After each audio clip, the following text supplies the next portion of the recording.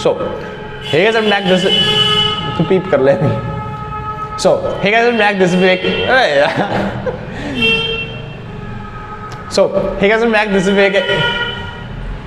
आज नहीं कर देंगे भाई साहब. चलो. So, hey guys, I'm back. This is Vivek and you're watching channel. आज मैं भूल गया. आज नहीं रुकेंगे भाई. बहुत आज वीडियो नहीं बनने वाली तुम्हारी. So, hey guys, I'm back. This is Vivek and you're watching my YouTube channel. तो भाई चालू करते हैं फिलहाल, ठीक है. तो मैं इस बार लेके आया हूँ भाई प्रैक्टिस न्यूमेरिकल क्वेश्चन पेपर के, ठीक है.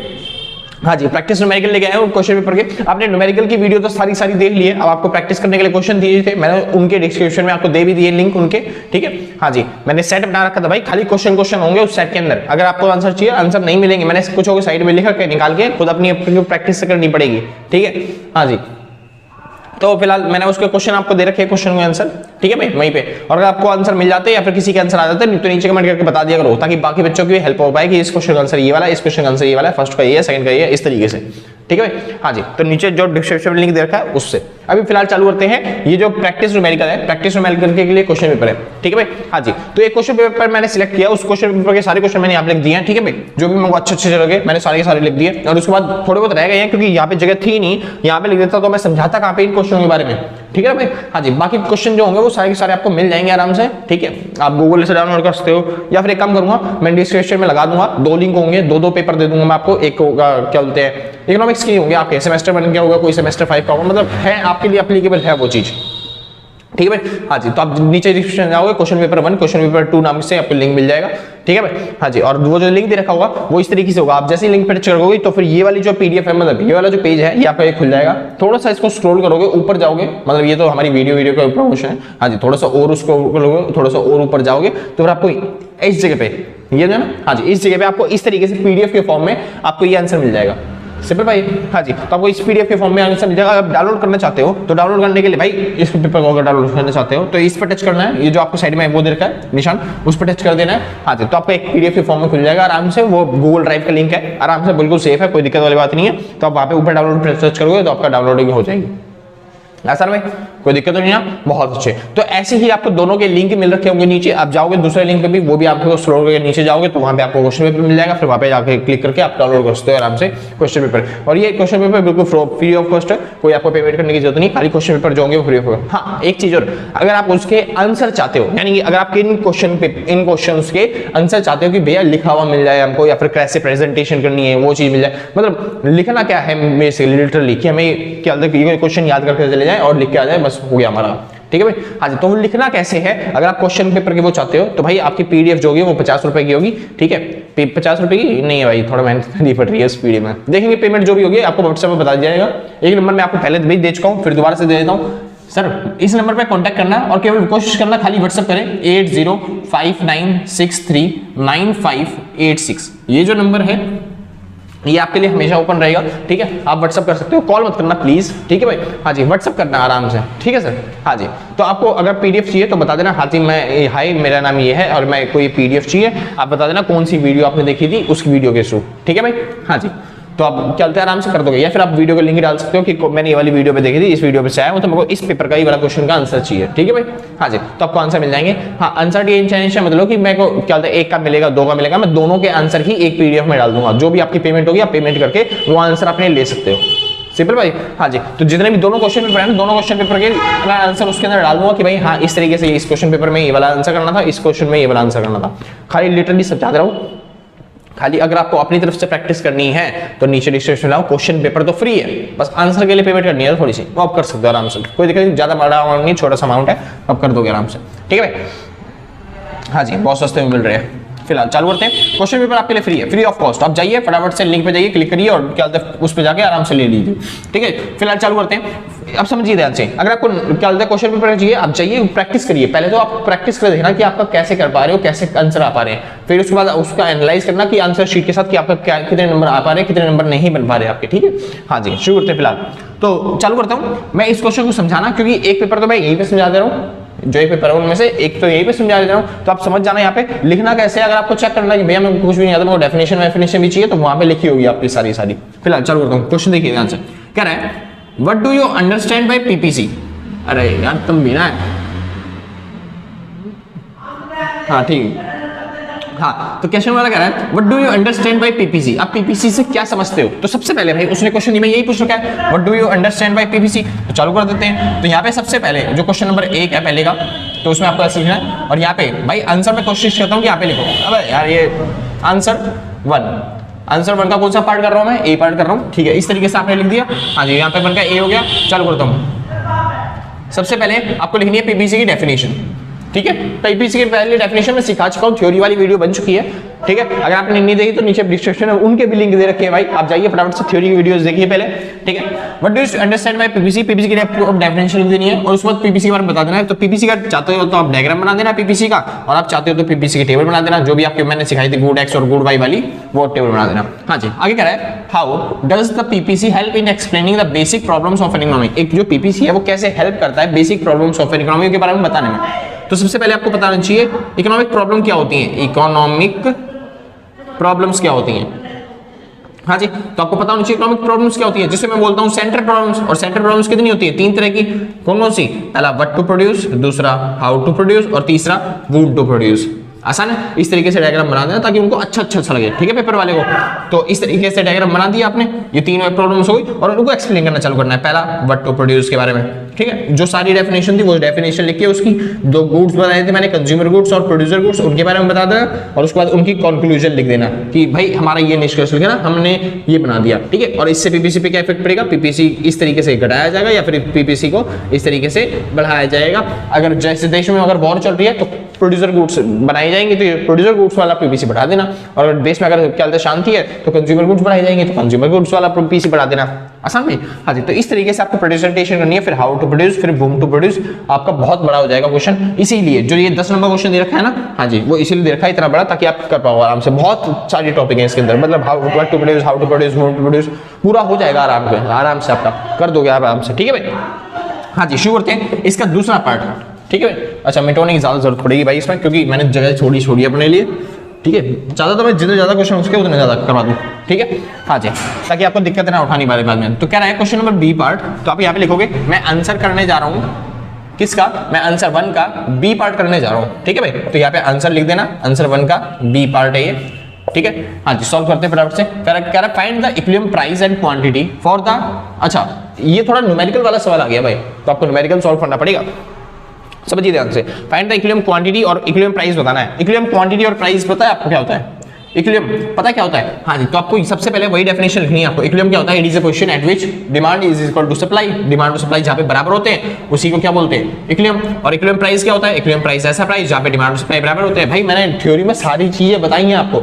ठीक है। हाँ जी फिर आपको इक्विलिब्रियम क्वांटिटी की डेफिनेशन बता देनी है यहाँ पे, उसके बाद आपको सॉल्व करना चालू करना है, ठीक है। ये है आपका डिमांड कर्व और ये है आपका सप्लाई फंक्शन, और आपको निकालना क्या है, आपको फाइंड आउट करना है इक्विलिब्रियम प्राइस और क्वांटिटी। तो निकाल देते हैं फटाफट से, डिमांड और सप्लाई कर्व को बराबर रख दो, बस आपका आंसर आ जाएगा। फॉर एग्जांपल आपको पता होता है ना कि डिमांड बराबर होनी चाहिए इसके सप्लाई के इक्विलिब्रियम पे, तो बस आपको डिमांड और सप्लाई को बराबर रखना है। मैं मानता हूँ जो मतलब ये जो डिमांड है और ये जो सप्लाई है ये क्या होनी चाहिए, बराबर होनी चाहिए, तो मैं बराबर पुट कर देता हूँ। यानी कि डिमांड फंक्शन कितना कह रहा है, वो कह रहा है हाँ जी, यानी क्वांटिटी डिमांड बराबर होगी किसके, क्वांटिटी सप्लाई के डिमांड पे, और ये कह रहा है 4 to 5 माइनस में 5p is equal to, quantity के बारे में क्या कह रहा है 2p माइनस में 30, ठीक है भाई। हाँ जी तो इस तरीके का आपके लिए न्यूमेरिकल दे रखा है, सवाल दे रखा है, बस आपको सॉल्व करना है इस बार, ठीक है। तो कैसे करेंगे सवाल, बहुत आसान है। ये इधर माइनस हो रहा है ना, उधर जगह क्या हो जाएगा प्लस, और इधर माइनस हो रहा है इधर क्या हो जाएगा प्लस, यानी 4 to 5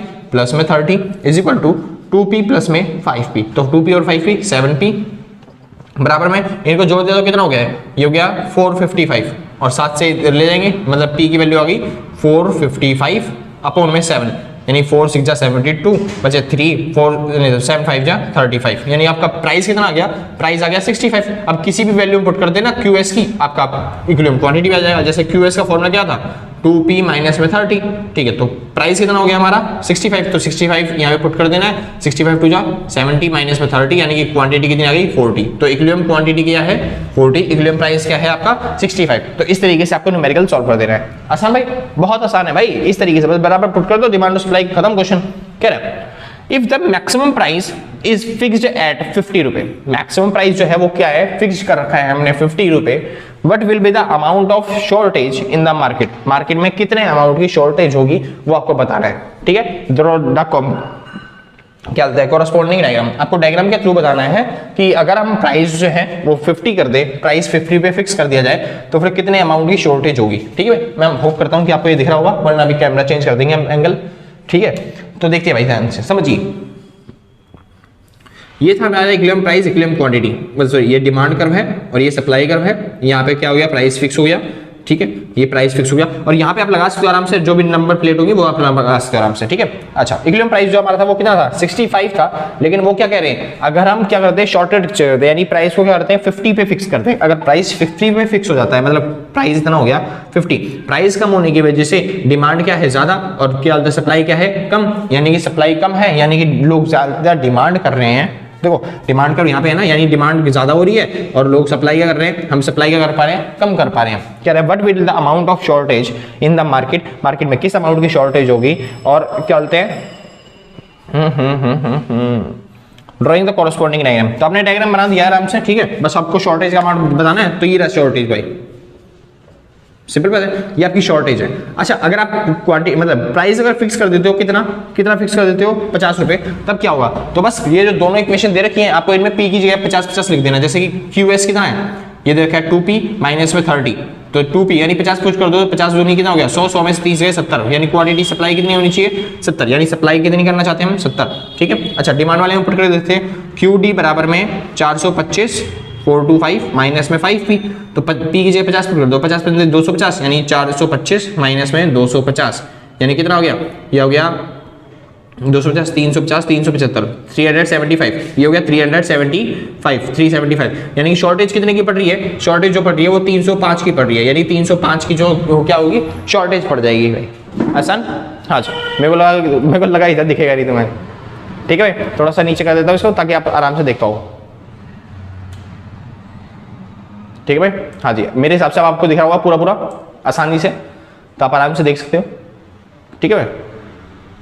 दोबारा बताऊँ क्या, चलो एक बार दोबारा बताते हैं, ठीक है, दोबारा समझिए।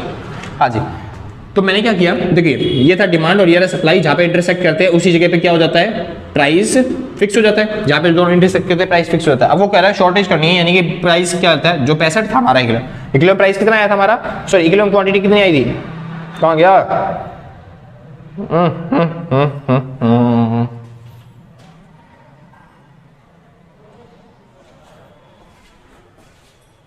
ये रहा।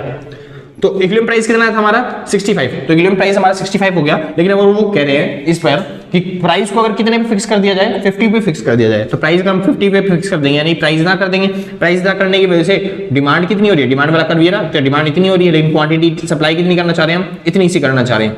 आसान भाई, प्राइस कम होने की वजह से यही फिगर बन रही है ना, तो इसको बोलते हैं शॉर्टेज। डायग्राम हमने बना दिया, ठीक है। अब हम एक बार इक्विलिब्रियम से सॉल्व कर लेते हैं इक्वेशन से।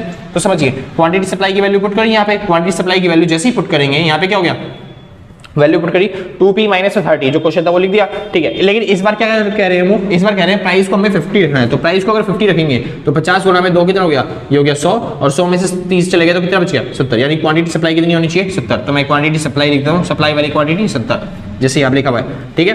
हाँ जी, और क्वांटिटी प्राइस कितना होना चाहिए, इक्वेशन लिखी मैंने, और उसके बाद प्राइस कितना बोला था उन्होंने 50, 50 गुणा 5 और कितना हो गया 250, और इसमें से घटा दिया 375 आ गया, और 375 क्या हो गया, ये आपकी क्वांटिटी, ठीक है। हाँ जी, तो जो डिफरेंस आया वो कितने का आया, शॉर्टेज जो बनी वो कितने की बनी, 305 रुपए की शॉर्टेज बन गई। आसान भाई, कोई दिक्कत तो नहीं ना, कोई डाउट तो इसमें नहीं, बहुत अच्छे। तो मेरे हिसाब से आप आराम से कर सकते हो, ठीक है भाई। हाँ जी, तो भाई बढ़िया, आगे चलते हैं फिलहाल टॉपिक पे, वापस चलते हैं ऊपर भाई। हाँ जी, तो समझिए ध्यान से क्वेश्चन।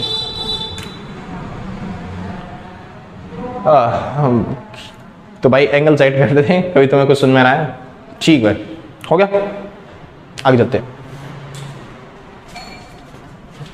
हाँ जी, समझिए दोबारा से, आगे चलते हैं टॉपिक पे।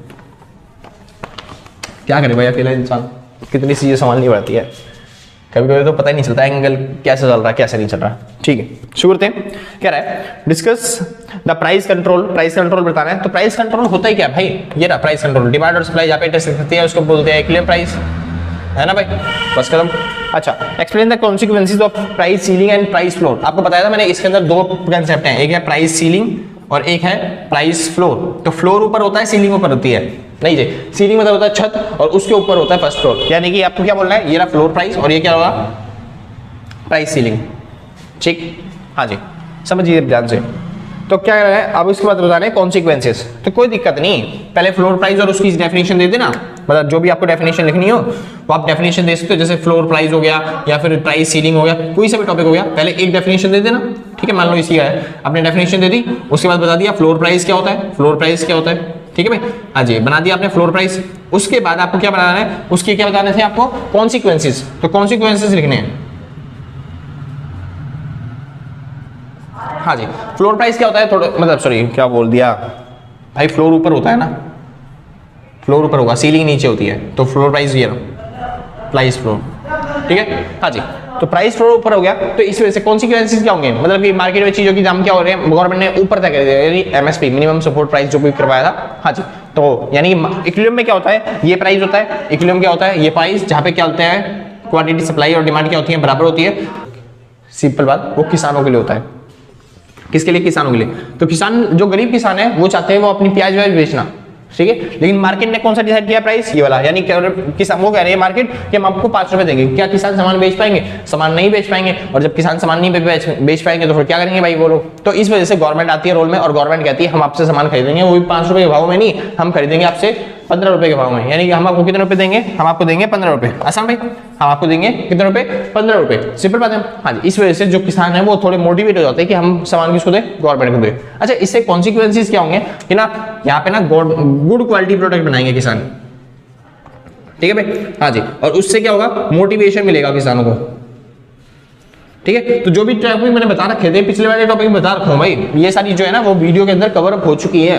तो आप जाइए पहले वीडियो देखिए, प्लेलिस्ट देखिए, वो सारे टॉपिक करवा रखे हैं मैंने, जो अभी तक करवाए थे ना वो सारे करवा रखे हैं। बस ये न्यूमेरिकल वाले जो है ना पोर्शन, वो आपको थोड़ी मेहनत करनी पड़ेगी, वरना बाकी सारे करवा रखे हैं मैंने। न्यूमेरिकल वाले भी हो रखे हैं आपके, जो न्यूमेरिकल की वीडियो थी पुरानी उसमें हो चुका है सब चीज। ठीक है, बस आपको थोड़ा सा दिमाग लगाना, हो जाएगा आपका काम खत्म, मतलब पेपर सॉल्व हो जाएगा, काम खत्म नहीं। आगे चलते हैं, डिस्क्राइब द कंज्यूमर सरप्लस। आपको कंज्यूमर सरप्लस बताना है।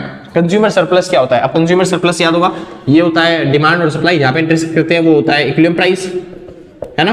कंज्यूमर सरप्लस क्या होगा, जब इक्विलिब्रियम से नीचे मिले या फिर इक्विलिब्रियम से ऊपर मिले।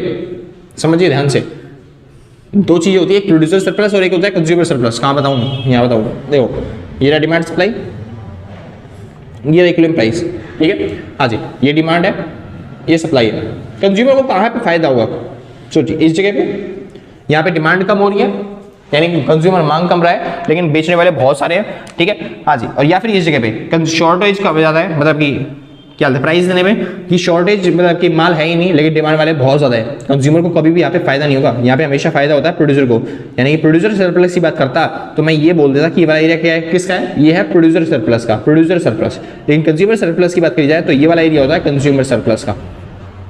आसान भाई, हाँ जी, तो कंज्यूमर सरप्लस प्राइस कंट्रोल बता दिया।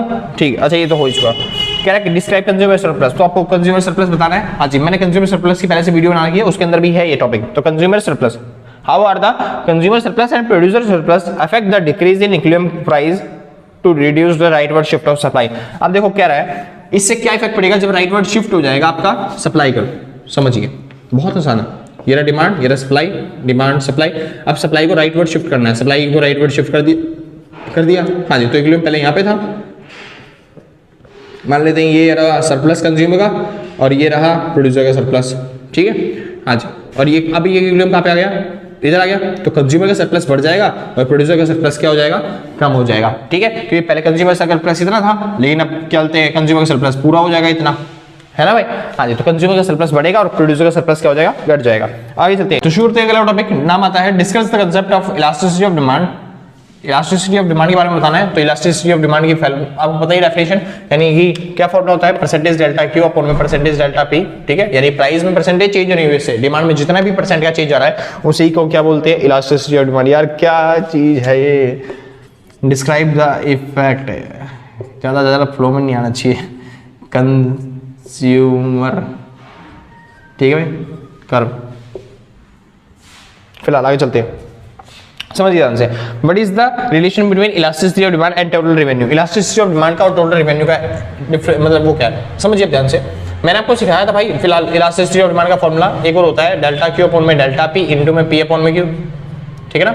अच्छा ये चीज मैं आपको पहले सिखा चुका हूँ। टोटल रेवेन्यू का फॉर्मूला क्या होता है, टोटल रेवेन्यू मतलब होता है पी इंटू में क्यू, और हमारे हिसाब से टोटल एक्सपेंडिचर का फॉर्मूला क्या होता है, वो भी होता है पी इंटू क्यू। तो वो फद्दू बनाने के लिए खाली क्या दे रहा है, टोटल रेवेन्यू। यहाँ पे वो पूछना चाहता है भाई टोटल एक्सपेंडिचर के हिसाब से आपको फॉर्मूला बनाना है इलास्टिसिटी ऑफ डिमांड का, ठीक है भाई। हाँ जी, जो आपने पहले भी सीख रखा है मेरे हिसाब से, सीखा है ना। हाँ जी, मैंने जब ईडी सिखाया था तो वहां पे टोटल एक्सपेंडिचर मेथड सिखाया था, जिसको दूसरा नाम था टोटल आउटले मेथड, याद है ईडी वाले टॉपिक में। और पूरा रिलेशन बता रखा था मैंने, मतलब सारी चीजें आपको करवा रखी हैं यार, बहुत अच्छी चीजें हैं सारी की सारी, ठीक है। फिर भी तुम यहाँ पे समझने में दिक्कत करोगे तो क्या कहने उसके, थोड़ी सी इंक डाल ले भाई, इंक खत्म हो रही है, ठीक है। हाँ जी, तो टोटल आउटले मेथड आपको करवा रखा था, टोटल आउटले मतलब टोटल एक्सपेंडिचर मेथड वही। हाँ जी, और टोटल एक्सपेंडिचर मेथड में ये सारे टॉपिक हो चुके हैं आपके आसान। हाँ जी, तो टोटल एक्सपेंडिचर मेथड में क्या था, हाँ जी शुक्र है। हाँ जी, तो इसमें बता रखा था अगर प्राइस बढ़ रहे हैं और टोटल एक्सपेंडिचर बढ़ रहा है, ठीक है। हाँ जी, प्राइस बढ़ रहे हैं और टोटल एक्सपेंडिचर बढ़ रहा है, यानी कि दोनों सेम सेम है। यार मैं खुद भूल गया क्या था, शायद पॉजिटिव रिलेशन था, ठीक है। देख लेना फिलहाल वीडियो में जाके, ठीक है। अभी याद नहीं आ रहा, दिमाग में उतर गया, हो जाता है कई यार दिमाग में उतर जाता है, फिर उसके बाद चालू करता हूँ, ठीक है। हाँ जी, नीचे सारे चैप्टर की वीडियो देखिए, वहाँ पे समझा रखा है सारी चीजें। टोटल एक्सपेंडिचर ये बताना ही पड़ेगा क्या यार, मेरे को सॉल्व करना पड़ेगा, जिसमें थोड़ा दिमाग होता है जाएगा फिलहाल। ईडी मान लेते हैं 1, तो परसेंटेज डेल्टा क्यू अपॉन में परसेंटेज डेल्टा पी होता है, ठीक है। प्राइस में अगर 1 चेंज हो रहा है तो 1 का चेंज, यानी अगर देखिए अगर टोटल एक्सपेंडिचर सेम है, प्राइस में चेंज हो रहा है लेकिन टोटल एक्सपेंडिचर कॉन्स्टेंट, तो आपका आंसर क्या आएगा 1, ठीक है। हाँ जी, और मान लेते हैं अगर प्राइस सेम है, प्राइस सेम है मतलब प्राइस मान लेते हैं बढ़ गया, प्राइस बढ़ गया और टोटल एक्सपेंडिचर आपका बढ़ रहा है, टोटल एक्सपेंडिचर आपका क्या हो रहा है, बढ़ रहा है। टोटल एक्सपेंडिचर भी बढ़ रहा है क्योंकि प्राइस बढ़ रहा है। मान लेते हैं प्राइस क्या हो गया 10% से बढ़ गया, मतलब पहले किसका प्राइस 100 रुपये था, यानी कि 100 रुपये हो गया, और डेल्टा पी हो गया कितना 10 हो गया, प्राइस में चेंज 10 रुपये का, यानी 110 हो गया, ठीक है। क्वांटिटी बढ़ गई, मान लेते हैं ये बढ़ गई, पहले 1000 थी और क्वांटिटी में चेंज हो गया कितने का 100 रुपये का, 1100 हुई, ठीक है। तो ये कितना आएगा 1000 से 1000 कट गया, 10 से 10 कट गया, एक आंसर आएगा फिलहाल। तो ये मान लेते 200 हो गया। तो टोटल एक्सपेंडिचर क्या होता है, पहले 1000 खर्चा करते थे, प्राइस इंटू में क्वांटिटी होता है ना, तो 100 इंटू में कितना हो गया 1000। अब कितने का खर्चा हो जाएगा, नया प्राइस यानी कि 110 टोटल एक्सपेंडिचर। हाँ जी, अगर टोटल एक्सपेंडिचर भी बढ़ रहा है, प्राइस बढ़ रहा है, तो फिर आपका हो जाता है इलास्टिक, मतलब इलास्टिक, क्योंकि वो 1 से ज़्यादा हो जाएगा। अगर आपका प्राइस क्या बोलते हैं बढ़ रहा है लेकिन टोटल एक्सपेंडिचर घट रहा है, ठीक है, तो ये इन इलास्टिक, ठीक है। खत्म टॉपिक। इसके बाद ये पेन में कोई दिक्कत हो रही है फिलहाल, चल करते हैं। हाँ जी, फटाफट कर लेते हैं ताकि पेन में दिक्कत सॉल्व हो जाए, ठीक है। मतलब आराम से कर सकते हो फिर मतलब, यानी कि बस आपको ऐसे ही बताना थे क्या रिलेशन होते हैं उनके साथ। चलो बताऊँ, the demand commodity of x, x की कमोडिटी की डिमांड बतानी है। अगर वो डिमांड क्या होती है, कम होती है, the demand commodity of x decreases from 45 to 30। ये तो न्यूमेरिकल है, आराम से कर दोगे आप, यानी प्राइस क्या होती है 45 से 30 हो गया, due to increase in price of another commodity, another commodity के प्राइस क्या होने की वजह से, बढ़ने की वजह से। Calculate elasticity of demand using average method, average method का यूज करके आपको इलास्टिसिटी ऑफ डिमांड बतानी है। हाँ जी, तो आपको पता नहीं है, अरे अभी तो करवाया था। हाँ जी, तो ईडी का फॉर्मूला क्या होता है, ईडी का फॉर्मूला होता है परसेंटेज डेल्टा क्यू अपॉन में परसेंटेज डेल्टा पी, सॉरी दूसरा फॉर्मूला भी होता है, कौन सा, डेल्टा क्यू अपॉन में डेल्टा पी इंटू में पी अपॉन में क्यू, ठीक है। हाँ जी, यहाँ पे एक्स की क्वांटिटी और इधर वाई का प्राइस लेना है और आप सॉल्व कर दोगे आराम से। फॉर एग्जांपल के तौर पे देखिए डेल्टा क्यू क्वांटिटी में चेंज कितना हुआ 45 से 15, यानी कि यहाँ पे 15 अपॉन में प्राइस में कितना चेंज हुआ, ये थोड़ा गलती तो नहीं करती मैंने, 80 होगा भाई ये, ठीक है, ध्यान से 60 to 80 अभी देख लूंगा क्वेश्चन में। फिलहाल तो यहाँ पे 20 का चेंज हुआ, इनटू में प्राइस कितना है, प्राइस कितना है price price price price price, पहले 45 था प्राइस, ठीक है, और पहले पुरानी क्वांटिटी किसकी थी, कितनी थी, वो थी 60, नहीं प्राइस नहीं था ये, प्राइस था 60 और क्वांटिटी कितनी थी 45। तो आप इसको सॉल्व कर देना, आपका सॉल्व करते ही आंसर आ जाएगा, ठीक है भाई। What are the properties of IC curve, IC curve की प्रॉपर्टीज क्या होती है ये आपको बतानी है। आईसी कर्व की मैंने बताई थी भाई 5 प्रॉपर्टीज होती हैं, ठीक है। हाँ जी, ये भी मैंने आपको सिखा रखा भाई, सारे क्वेश्चन आपको बता रखे हैं, ठीक है, बहुत आसान जाएगा आपका पेपर, टेंशन लेने वाली बात नहीं है। आईसी कर्व की प्रॉपर्टीज बतानी है, तो आईसी कर्व पहले डेफिनेशन दे देना आईसी कर्व की, और उसके बाद 5 प्रॉपर्टी बताई थी। पहले डाउनवर्ड स्लोपिंग, दूसरी क्या होती है, दिमाग से उतर जाता है कुछ कई बार, हाँ दूसरी होती है भाई क्या बोलते हैं, बोलिया कॉन्वेक्स टू ओरिजिन, ठीक है। तो दूसरी होती है कॉन्वेक्स टू ओरिजिन, तीसरी higher IC higher will be satisfaction, और अगली होती है भाई कौन सी, two IC never intersect to each other, और लास्ट होती है भाई एक्सेसिव और एक्सेसिव कभी टच नहीं करते, ठीक है। और ये प्रॉपर्टीज मैं आपको सारी की सारी सिखा चुका हूं, तो आपको ये यहाँ पे प्रॉपर्टीज लिख के आनी है और डायग्राम के साथ। मैंने बताया था हर एक प्रॉपर्टी को 3-3 नंबर में कैसे लिखते हैं, तो आप ये 5 पॉइंट दे रखे हैं लिखने के लिए, तो बहुत मिल जाएंगे आपको, ठीक है भाई, आराम से हो जाएगा आपका। आगे चलते करते हैं एक्सप्लेन कंज्यूमर इक्विलिब्रियम। आपका क्या एक्सप्लेन करना है, consumer equilibrium with the help of indifference curve, indifference curve की हेल्प से, यानी आईसी कर्व की हेल्प से आपको क्या बताना है, कंज्यूमर इक्विलिब्रियम बताना है। यार बता दोगे आराम से, ये चीज तो मैंने सबसे इंपॉर्टेंट बोली थी कि आएगी भाई। ये रहा बजट लाइन, ये रहा कंज्यूमर इक्विलिब्रियम का डायग्राम, तो इस पॉइंट पे बोलते हैं क्या इसे, कंज्यूमर इक्विलिब्रियम, ठीक है, बस खत्म हो गया। इसकी कंडीशन बतानी है, तो इसकी 2 कंडीशन थी, बजट लाइन का जो वो चाहिए स्लोप, यानी कि स्लोप ऑफ बजट लाइन बराबर होना चाहिए स्लोप, यार दिख भी नहीं रहा होगा तुम्हें, क्या करे, दूसरा मार्कर मिल नहीं रहा, इंक मिल नहीं रही, जिंदगी ऐसी हो रखी है। स्लोप ऑफ आईसी कर्व, ठीक है, ये दोनों चीजें क्या होनी चाहिए, बराबर होनी चाहिए। व्हाट आर द क्या हो गया ये ना, व्हेन गुड्स, अच्छा, describe the effect of consumer equilibrium income, ठीक है, ये हो गया पूरा ऊपर खत्म, ठीक है। कंज्यूमर इक्विलिब्रियम की कंडीशन बताई थी, अच्छा, एक्सप्लेन द कंज्यूमर इक्विलिब्रियम। हाँ, दूसरी कंडीशन भाई, दूसरी ये क्या होता है, कॉन्वेक्स टू ओरिजिन होता है, और ये करवा चुका हूं पहले कंज्यूमर इक्विलिब्रियम। आप जाकर भाई मैं कह रहा हूं, अगर आपने नहीं देखी है तो आपको वीडियो देखनी चाहिए, बिना वीडियो देखे आप कुछ नहीं कर पाओगे, तो आपको पहले थ्योरी की वीडियो देखो, ज्यादा इफेक्ट पड़ेगा उससे, ठीक है। हाँ जी, शुरू करते हैं अगला topic, describe the effect of consumer equilibrium in when income of the consumer increase. जब कंज्यूमर की इनकम क्या होती है, बढ़ती है, तो कंज्यूमर इफेक्ट पे क्या इफेक्ट पड़ेगा वो आपको बताना है। When consumer are normal goods, समझिए बहुत अच्छा टॉपिक है, समझो। अगर कंज्यूमर की इनकम बढ़ जाती है तो नॉर्मल गुड्स के केस में क्या होता है, देखिए नॉर्मल गुड्स के केस में कंज्यूमर की इनकम बढ़ जाती है तो पूरा बजट लाइन शिफ्ट हो जाता है, यानी कि वहां से कहां पे आ जाता है, इस जगह पे आ जाता है, ठीक है। हाँ जी, तो जो पहले आईसी कर्व हमारा यहाँ पे हुआ करता था, नॉर्मल गुड्स के केस में आईसी कर्व क्या पे चला जाएगा, यहाँ पे हो जाएगा, यानी कि हमारा इक्विलिब्रियम प्राइस जो पहले यहाँ पे था वो कहाँ पे हो जाएगा, यहाँ पे हो जाएगा, है ना। हाँ जी, और इसी को बोलते हैं आईसीसी, याद है, income consumption curve, income consumption curve, ये सिखा चुका हूँ मैं पहले से आईसीसी, तो आपको आईसीसी बना के आना है इसके अंदर, आसान भाई, ठीक। आगे चलते हैं, उसके बाद इंफीरियर गुड्स के केस में, अच्छा ठीक है भाई, अच्छा समझिए अब ध्यान से, मान लेते हैं ये वाला इंफीरियर है, ठीक है, और हाँ अगर दोनों इंफीरियर होंगे तब तो कोई दिक्कत वाली बात नहीं है, वो कम हो जाएगा, ये होता है आईसीसी, पहले कंज्यूमर ये वाला हुआ इक्विलिब्रियम, और आप नया वाला क्या हो जाएगा, अंदर की तरफ आ जाएगा। लेकिन अगर मान लेते हैं एक ही इंफीरियर दे रखा है, अगर एक ही इंफीरियर है, ये इंफीरियर और ये क्या हो गया, चल जा भाई, एक सेकेंड वेट करना, ठीक है, मैं एक बार मार्कर ले आता हूँ थोड़ा अच्छा सा परफेक्ट तरीके वाला, ठीक है। हाँ भाई शुक्र है, समझिए ध्यान से, बहुत आसान टॉपिक है, ठीक है। वो कह रहा है अगर इंफीरियर गुड्स हो, तो मान लेते हैं ये इंफीरियर है और ये क्या है, ये है नॉर्मल गुड्स, तो इंफीरियर और नॉर्मल गुड्स के ये रहा बजट लाइन, ये रहा कंज्यूमर इक्विलिब्रियम, इस पॉइंट पे इंफीरियर गुड्स के केस में मान लेते हैं आपकी इनकम बढ़ गई है, ठीक है। हाँ जी, तो क्या आप इंफीरियर की तरफ जाओगे या फिर नॉर्मल की तरफ जाओगे, जाहिर सी बात है नॉर्मल की तरफ, तो आपका जो वो आईसीसी कर्व होगा कुछ इस तरीके से बनेगा। ये भी बात मैं सिखा चुका हूँ पहले के केस में, जब इंफीरियर गुड्स के केस में होता है उसका कंजम्पशन क्या होता है, कम, यानी स्टार्टिंग में तो बढ़ रहा था जब हमारी इनकम कम थी, लेकिन बाद में क्या हो गया, लिटरली घटने लग गया उसका कंजम्पशन। हाँ सर, हाँ जी, जब मैंने आपको सिखाया था इनकम इफेक्ट, प्राइस इफेक्ट और सब्स्टिट्यूशन इफेक्ट, उस टॉपिक के अंदर बताए थे ये सारा टॉपिक, ठीक है। हाँ जी, आराम से कर दोगे आप, आपको आता है, ठीक है। इसके बाद चलते आगे, एक्सप्लेन एसी, अच्छा ये सारे डायग्राम बनाने वो आपको एक डायग्राम के अंदर, ठीक है भाई, कोई दिक्कत वाली बात नहीं है, समझिए आप ध्यान से, बहुत अच्छा टॉपिक है रिलेशन इन सब के बीच में। और ये सारा डायग्राम मैं एक ही बार बताता हूँ, मैंने शायद बता रखा है वीडियो में पहले, ये सब भी ये भाई मैं बता रहा हूँ आपको सारे कर रखे हैं, अगर आपने थ्योरी वाली वीडियो देखी है तो देखो, ठीक है, उसके अंदर सब चीज बताई गई है आपको।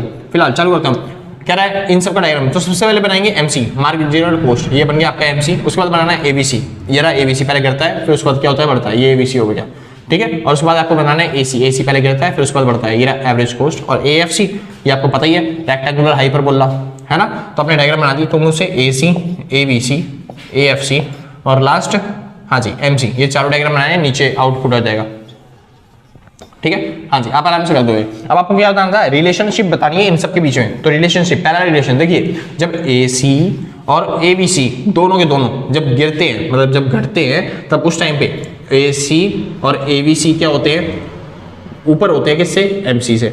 आगे चलते हैं, दूसरा रिलेशन, जब एसी और एबीसी, ठीक है, जब बढ़ते हैं तब एसी और एबीसी कम हो जाते हैं किससे, एमसी से। ये सारा बता चुका हूँ, तो जब ये बढ़ने चालू हुए तब एमसी ऊपर निकल चुका है, हाँ जी, और जब वो गिर रहे थे तब तक एमसी नीचे ही था, है ना। ये सारी रिलेशन लिखवा चुका हूँ मैं। तो ए सी और ए बी सी जब कहाँ पे होते हैं, अपने मिनिमम पॉइंट पर होते हैं, मिनिमम पॉइंट पर, तब वहाँ पे ए सी और ए बी सी क्या होते हैं, बराबर होते हैं किसके, एमसी के, ठीक है। चौथा रिलेशन ए सी और ए बी सी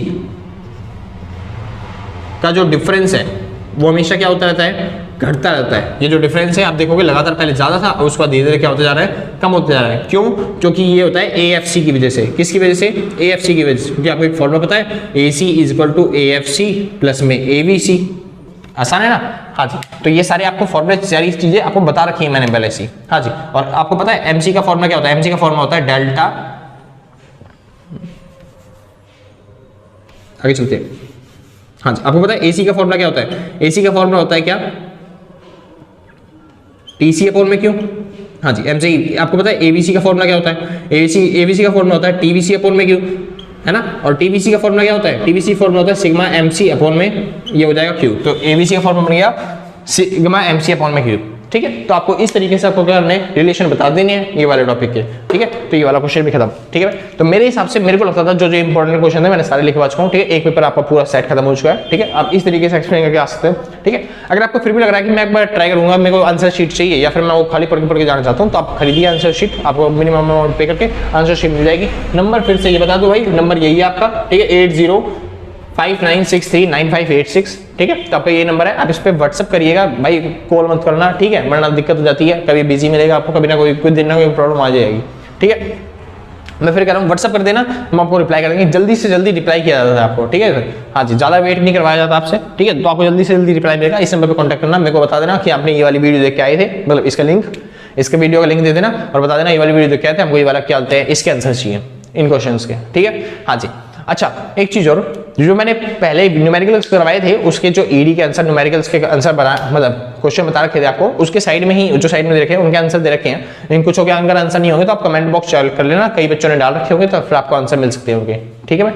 हाँ जी, या फिर अगर आपको कोई आंसर लगा है तो आप उसका आंसर लिख देना, अगर हम लाइक कर देते तो आपका आंसर परफेक्ट आ जाए, ठीक है भाई। हाँ जी, जो भी आपको पीडीएफ चाहिए होगी वो बहुत आसानी से मिल जाएगी, ठीक है। मतलब ये वाला क्वेश्चन अगर आपको चाहिए, क्वेश्चन पेपर चाहिए, तो नीचे डिस्क्रिप्शन में लिंक दे रखा है, आप वहाँ पे जाइए, थोड़ा सा स्क्रॉल करना पड़ेगा आपको, ऊपर मतलब थोड़ा नीचे जाना पड़ेगा, आपको वहाँ पे पीडीएफ का फॉर्मेट दिख जाएगा, आपको पीडीएफ पूरी मिल जाएगी, ठीक है भाई। हाँ जी, तो यहाँ पे आज के लिए बस नहीं, ठीक है, और कुछ नहीं है। तो आज के लिए बस नहीं, मिलते हैं कल सेम टाइम सेम जगह, मतलब अब तो मिलना ही क्या होगा, क्योंकि अब सब चीज़ खत्म हो चुकी है प्लेलिस्ट। हाँ, अगर आपको कोई चीज़ की जरूरत है तो नीचे कमेंट करके पक्का बताना, हम कोशिश करेंगे ज़्यादा से ज़्यादा चीज़ें उस पर प्रोवाइड करने की, ठीक है। तो आज के लिए बस नहीं, मिलते हैं कल सेम टाइम सेम जगह अगले दिन, और टाटा बाय बाय।